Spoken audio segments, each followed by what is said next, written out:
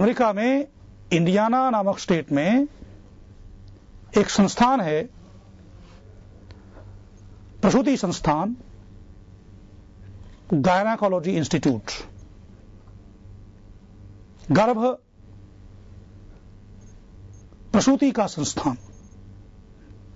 उसमें सबसे बड़ी जो डॉक्टर हैं जून राइनिस, उसने सैकड़ों गर्भवती महिलाओं पर परीक्षण किए हैं।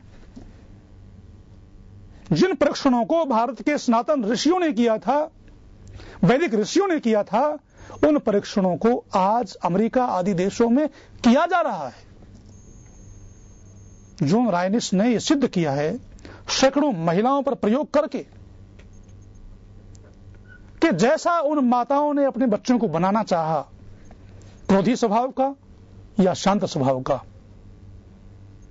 अच्छा या बुरा, वैसे ही उन बालकों का निर्माण हुआ। गर्भावस्था के दौरान किए हुए परीक्षणों ने सिद्ध किया है, जून राइनिस ने। नेपोलियन के बारे में यह आता है कि जब वो माता के गर्भ में था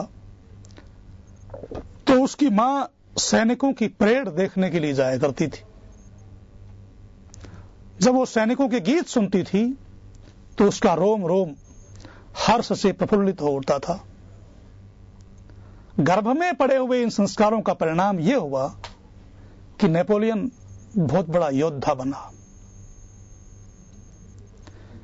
प्रिंस बिस्मार्क जब मां के गर्भ में था तब उसकी मां घर के उन भागों को रो रो कर देखती थी जिन भागों को नेपोलियन की फ्रेंच सेनाओं ने अपने उन्माद में नष्ट भ्रष्ट कर दिया था। गर्भावस्था में पड़े हुए इन संस्कारों का परिणाम यह हुआ कि प्रिंस बिस्मार्क के हृदय में बदला लेने की भावना जाग उठी। अमेरिकन राष्ट्रपति गारफील्ड के हत्यारे गीटू के बारे में ऐसा उल्लेख आता है, अन्वेषण किए गए, जब गीटू अपनी मां के गर्भ में था तो उसकी मां गर्भपात करने के लिए गोलियां खाया करती थी। गर्भपात तो हुआ नहीं, बालक पैदा हो गया। गर्भ के समय गर्भपात के लिए किए गए उपायों के कारण से, उस गर्भ की हत्या के लिए किए हुए उपायों के कारण से जो संस्कार पड़ रहे थे, उन संस्कारों का परिणाम यह हुआ कि वो गीटू हत्यारा बना। अनेक उदाहरण हैं। गर्भावस्था में जो संस्कार पड़ते हैं उनका पूरे जीवन भर प्रभाव होता है। पहला स्थान बालक के निर्माण का गर्भावस्था। माता और पिता का जैसा आचार व्यवहार होता है वैसा बालक बनेगा। बालक का दूसरा निर्माण स्थल है गोद। माता और पिता जैसी लोरी देंगे, ये दूसरा निर्माण स्थल है। जैसी लोरी देंगे, जैसे संस्कार देंगे, पैदा होने के बाद उन संस्कारों का, आचार व्यवहार का बालक पर प्रभाव पड़ेगा। उन संस्कारों के वशीभूत होकर बालक का निर्माण होगा। प्राचीन इतिहास में ऐसे अनेक उदाहरण मिलते हैं, आज भी मिलते हैं। प्राचीन इतिहास की बात महारानी मदालसा मार्कंडेय पुराण में चर्चा आती है, कथा आती है। महारानी मदालसा ने 3 पुत्र पैदा किए और तीनों सन्यासी बन गए।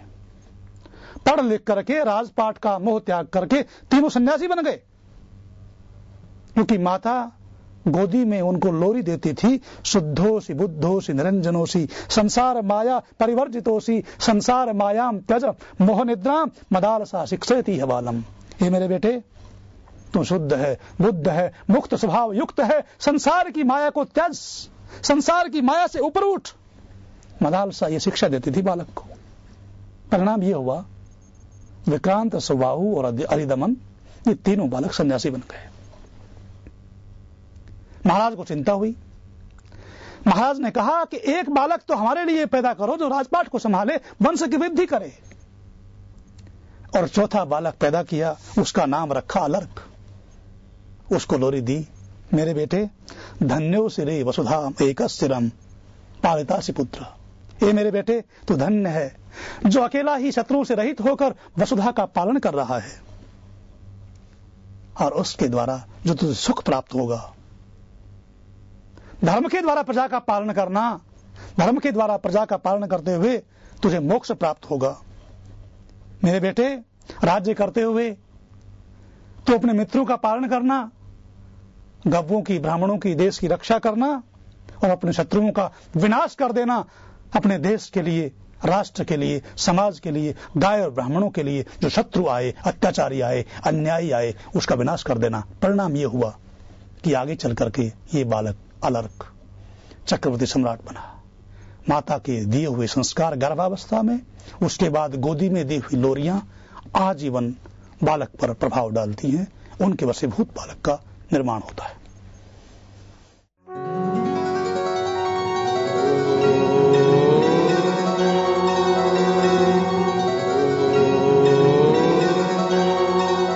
वैचारिक क्रांति एवं आध्यात्मिक उत्थान के लिए आचार्य श्री डॉक्टर संजय देव के दिव्य संदेशों तथा देश के उच्च कोटि के विद्वानों के प्रेरक विचारों से युक्त धार्मिक, पारिवारिक, राष्ट्रीय चेतना का मासिक पत्र दिव्य युग अवश्य पढ़ें।